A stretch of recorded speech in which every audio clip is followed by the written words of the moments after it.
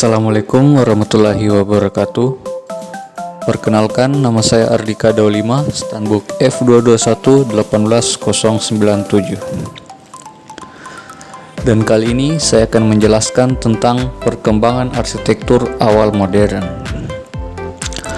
Arsitektur modern muncul sekitar tahun 1750-an di Eropa, dengan beberapa ciri khas, yaitu munculnya arsitektur bergaya Romantic Classicism atau yang lebih dikenal dengan aliran neoklasik, adanya tata kota ideal dan rekayasa teknologi.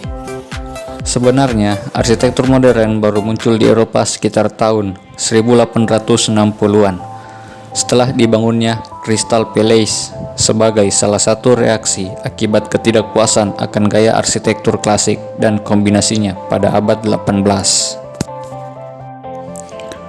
Dan berikutnya adalah periode-periode terbentuknya perkembangan arsitektur awal modern. Periode 1 mulai dari tahun 1900 sampai tahun 1929. Mulai tahun 1890-an sampai dengan 1930-an terjadi sejumlah pertentangan dalam dunia arsitektur yang ditunjukkan melalui munculnya berbagai eksperimen yang dilakukan oleh perorangan maupun kelompok. Eksperimen tersebut diungkapkan sebagai sebuah pertentangan yang mana dibutuhkan 40 tahun untuk mengubah arsitektur menjadi sekarang apa yang telah dikenal sebagai arsitektur modern. Hal yang menjadi pertentangan tersebut antara lain arsitektur sebagai art versus arsitektur sebagai science, arsitektur sebagai form versus arsitektur sebagai space, arsitektur sebagai craft versus arsitektur sebagai assembly, dan arsitektur sebagai karya manual versus arsitektur sebagai karya machinal. Dan berikutnya adalah periode kedua, mulai dari tahun 1930 sampai 1939. Pada periode kedua, perkembangan arsitektur modern sudah sampai di seluruh Eropa, Amerika, dan Jepang, yang mana masing-masing daerah mempunyai perbedaan iklim, keadaan tanah, corak tradisi yang bisa mempengaruhi apresiasi bentuknya. Perkembangan metode hubungan ruang, bentuk, bahan, dan struktur tidak lagi bersifat universal, akan tetapi mempunyai hubungan yang sangat erat dengan tempat di mana bangunan itu didirikan, mempunyai hubungan erat dengan spesifikasi, kedaerahan, dan keregionalan.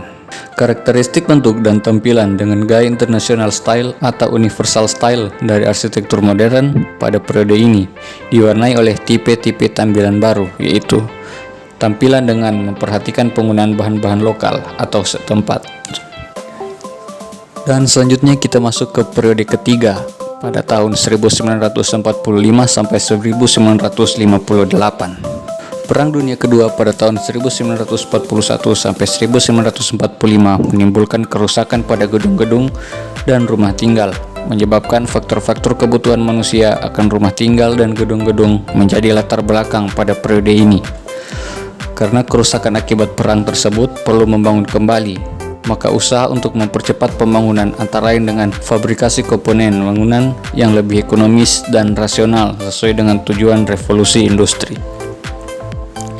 Konsekuensi dari pandangan tersebut antara lain ornamen dianggap sebagai salah satu kejahatan, dan klasisme baru yang pernah dipakai oleh kaum fasis dan Nazi menjadi simbol negatif dan perlu ditolak.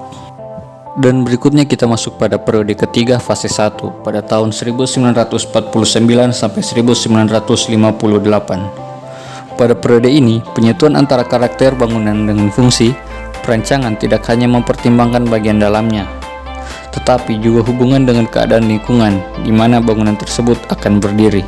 Bangunan yang tercipta mencerminkan suatu dialogi dengan teknologi.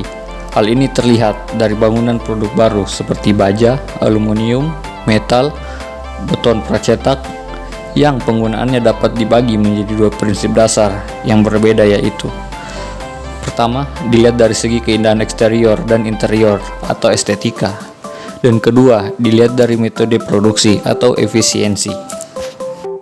Dan yang selanjutnya, periode ketiga fase 2 pada tahun 1949 sampai tahun 1958. Setelah mengalami beberapa variasi sebagai akibat dari kemajuan teknologi dan pandangan-pandangan pada fase 1 dan periode sebelumnya, pada fase ini timbul dua aliran yang menonjol di Eropa dan Amerika, yaitu yang pertama, aliran brutalisme, berasal dari beton brut atau beton telanjang yang dipakai oleh Le Corbusier pada bangunan unit de habitation di Marseille. Dan yang kedua, aliran formalisme, perancangan bangunan berdasarkan segi estetika lebih menonjolkan bagian bentuk bangunan. Baiklah, sekian pembahasan tentang perkembangan arsitektur awal modern dari saya. Lebih dan kurangnya saya mohon maaf. Wabillahi taufiq wal hidayah. Wassalamualaikum warahmatullahi wabarakatuh.